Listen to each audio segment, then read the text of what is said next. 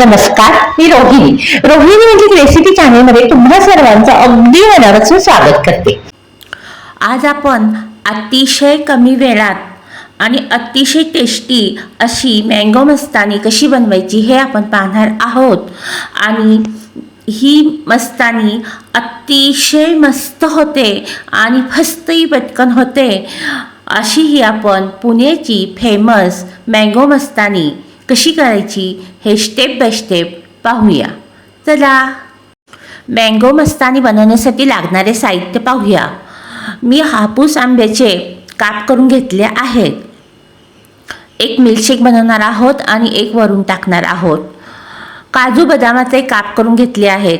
साखर 7 tablespoon, तुटी frutti आणि थंड दूध घेतले आहे.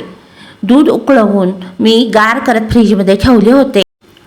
प्रथम आपण मँगो मिल्कशेक बनवून घेऊया. मी हापूस आंब्याचे काप करून ठेवले होते ते टाकत आहे. तुम्ही तुमच्या आवडीचा कोणताही आंबा घेऊ शकता. साखर घालत आहोत. साखरेचं प्रमाण कमी जास्त तुमच्या आवडीनुसार करू शकता. थंड दूध घालत आहोत. दूध गरम करून फ्रीजमध्ये ठेवले होते आणि हे गार दूध आपण वापरत आहोत.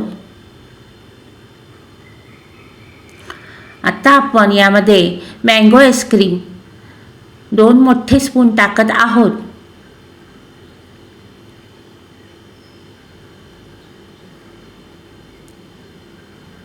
आईस्क्रीमही तुमच्या आवडीनुसार घेऊ शकता.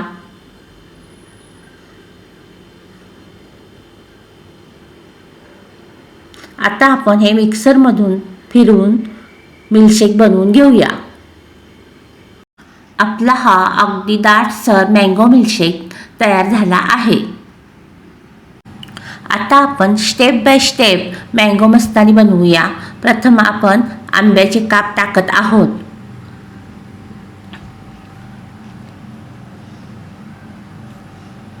आता आपण व्हॅनिला आईस्क्रीम मोठा स्पून एक टाकत आहोत.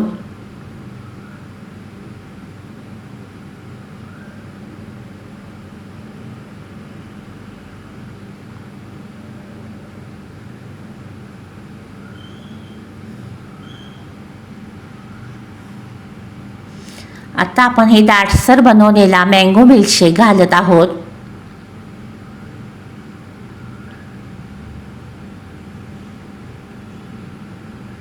पुन्हा आपण व्हॅनिला आईस्क्रीम एक स्पून घालत आहोत.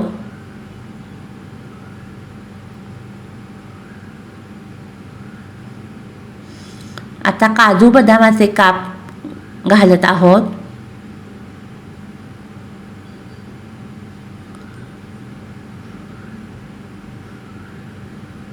आणि वरून तुटी फ्रुटी घालत आहोत.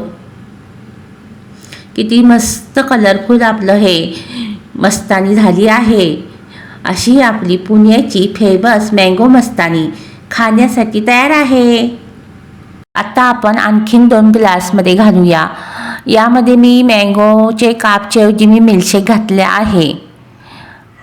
आणि असंच स्टेप बाय स्टेप करत आहोत. आणखीन मी यामध्ये व्हॅनिला आईस्क्रीमच्या ऐवजी मँगो आईस्क्रीम वापरले आहे. तुमच्या आवडीनुसार आईस्क्रीम वापरू शकता, व्हॅनिला किंवा मँगो आईस्क्रीम.